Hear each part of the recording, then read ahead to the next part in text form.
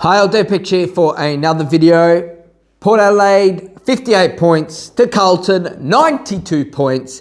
It was a game at the Adelaide Oval, and I was reflecting on how I should do this video, really. Like, the game was last night. I got home, I thought I'll wait till tomorrow to actually do the video. There's just so much disappointment for this team.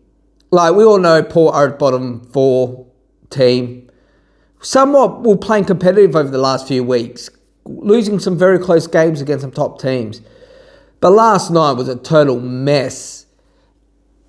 So where did it go wrong? Well, let's give the credit to Carlton where credit's due.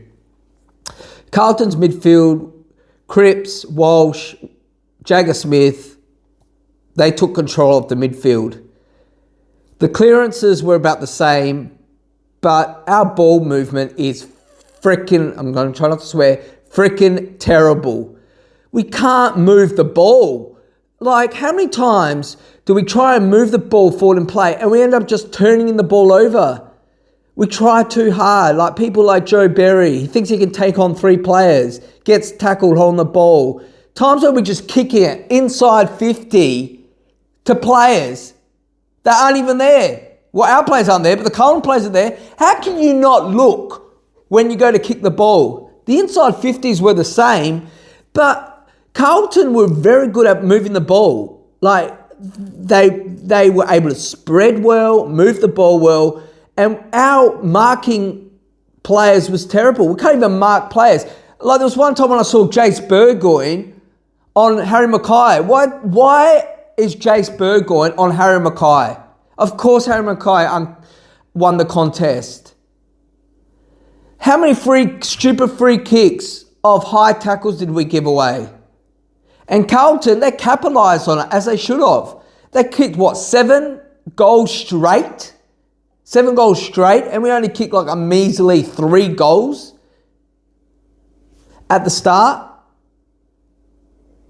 We just could not move the ball. Our midfielders were terrible. But who's in our midfield? Who's in our midfield? Okay, let's look at our midfield. Butters, who's just playing for himself, who, I don't know if I want to stay at this club or I want to leave this club. It's so much emotion. There's so much emotion and passion around it. I haven't even spoken to my family about it. Come on, make a choice. You've been given a contract. Give us something. You don't want to stay. Don't give me this, I haven't really thought about it, spoken to my family. I'm going to wait till the end of the season. How stupid do you think we are? Every player says that asks for a trade at the end of the year. You think you're the only one that's not going to ask for it? Go to the Bulldogs. They're not doing any better than us. They've got their injuries. They've got some players retiring. Go. Give us some first round picks. So, despite that, Butter played well, but he had 2 shots on goal and he missed. Why is it always the good midfielders that can't kick goals? Like, Cripps for Carlton absolutely dominated. He played like a leader. But he missed 2-3 shots in front of goal. He scored 1, but he missed a couple. Why is it that we always have to rely on Jason Horne-Francis? Jason has to continually carry this team. We play him forward, he dominates. Play him in the midfield, he dominates. But we can't play him both places at once. We start him as a small forward. And where did Carlton dominate us? In the midfielder. Because we decide to play Ollie Wines, who's way past his best. How many touches did he get? I would say less than 10 that whole game. So yeah, Ollie Wines in the midfield. We had some other players, I don't even know, who play less than 5 games with us in the midfield. William Drew, who doesn't do much except tag. And then Butters. If we are missing 2 of our midfielders, we are missing Miles Bergman and our captain, Connor Rosie. We can't risk playing B-graders in our midfield against Cripps, Walsh, and Jagger Smith. Jason should have played the midfield the whole game. Because people like Georgiades weren't getting much supply. He scored 1 easy goal from a handball or whatever it was, a kick by Marshall. Durden, kicks only one goal, but that's what we get from Durden. Every week, we at least get one goal from Durden. No more, no less. And Durden did pretty well. Was it Young? He got Young holding the ball, and then he kicked a goal. But how do we not know how to kick? Like, I'm watching Carlton. I'm like, this is a young-ish team. A lot of players here are top-up players. But they made space. They created space. They moved the ball well. They're hitting the targets. Our kicks are going this way, that way, turn the ball over, try too hard. Our handballs are terrible. Why is our skills so bad? And another thing, if I was coach of this team, which I should be, or give Moneyball conversations closed, tell your players, do not kick to Jordan Sweet in the forward line. Jordan Sweet is the worst kicker for goal. But what do? Like 2 or 3 times, they kick it to Jordan Sweet, and of course he's got to miss. How can you not know who your good kickers are on your team and who are your poor shots for goals are? Ali did well. I'll give Ali that. He's probably leading the competition the most marks. He's intercepting it quite well. So what do we got? Ali in the back line. Jason or Francis in the midfield / forward line. And then we've got Butters. The rest of the team, you guys got to lift. Darcy Byrne-Jones, why do you keep getting a game? Jack Whitlock, you're doing good. I'll give Jack Whitlock. He's actually doing good. For a second-year player, a skinny little player, he's doing okay.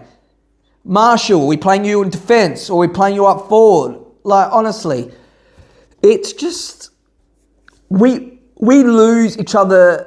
Like, we lose the games. The teams aren't necessarily better than us. Yes, Carlton played a lot better. Carlton moved the ball, like I said, a lot better. They kicked a lot better. They won the ball a lot better. They were hitting targets. How many times did they kick it to forwards that were on their own? Like, literally all their goals were either from free kicks or players that were somehow had so much space.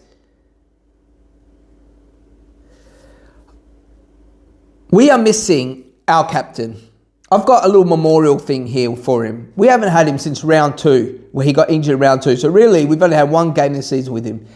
He is my favourite player, and he is the biggest loss to our team. Imagine if we had Rosie and Bergman in our midfield. We would have won a lot more of that ball. We would have moved that ball a lot better. So I've made a decision, reflecting over this. If we're going to play terrible and not play for the fans, you're not going to get my attention. You're not going to get any more videos from me. Nothing. This will be my last video that you'll be seeing from me until Connor Rosie comes back. I'm folding up my scarf. I'm folding up my Guernsey. Here's my beanie. I'll be leaving this all and my pass, my membership, until this man here comes back. Because how can you lead a team without a captain? And Butters is not a captain because he only cares about himself. He's leaving. He's betraying us at the end of the year. A captain will always stay loyal to the sinking ship. That's why Cripps is a great captain. And hopefully that Cripps stays with Carlton at the end of the year. Do not trade Cripps. He is your captain. He is a leader. We don't have a leader at the moment because he's on the bench recovering from a 12-week injury. So until we get Rosie back in our side, which is probably the only thing I'll be worth watching at the moment, I'm not watching any more games. I'm calling it. You won't see any more review videos from me. I'm done. I'm done. You got to get you got to learn how to kick the ball and move the ball a lot better, especially against bottom 4 teams. You make them look so much better than they are. So Rosie, I'll see you in 6 weeks maybe. That's probably what my next video will be. But on the positive, you know what? As much as yesterday's game was terrible, I had a good Sunday morning. Today I went to church, and today is the day of Pentecost. The day of Pentecost, when the Holy Spirit came on the disciples and the believers, and they were commanded to go spread the gospel. So football, you are nothing. You are nothing, because today, on the day of Pentecost, I will be leaving football behind until this man comes back, and I'll be focusing more on my faith and my devotions and my theological discussions than wasting my time watching a team that doesn't care. Until then, I'll see you all in my next video, which will be until this guy comes back. Leave this all. See you later.